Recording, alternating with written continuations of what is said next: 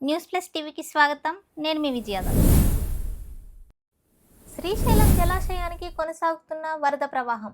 ప్రస్తుతం జలాశయంలో ఒక గేటు 10 అడుగుల మేర ఎత్తి నీటిని విడుదల చేస్తున్నారు.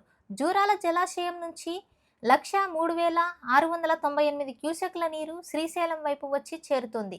సుంకేసుల నుండి 39,411 క్యూసెక్కులు జలాశయానికి చేరుకుంటున్నాయి.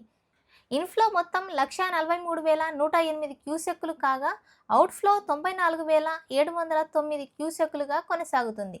పూర్తి స్థాయి నీటి మట్టం 885 అడుగులు కాగా ప్రస్తుతం జలాశయం వద్ద నీటి మట్టం 883.80 అడుగులకు చేరుకుంది. పూర్తి నిల్వ సామర్థ్యం 215.8070 టీఎంసీలు. ప్రస్తుతం ఉన్న నీటి నిల్వ 208.7210 టీఎంసీలుగా నమోదైంది. శ్రీశైలం జలాశయం కుడి ఎడమ తీరాల్లో ఉన్న జల విద్యుత్ కేంద్రాల్లో విద్యుత్ ఉత్పత్తి కొనసాగుతుంది. మరోసారి వర్షాలు పెరిగితే మరిన్ని గేట్లు ఎత్తే అవకాశం ఉన్నట్లు సమాచారం. దీంతో జనం అప్రమత్తంగా ఉండాలని అధికారులు హెచ్చరిస్తున్నారు.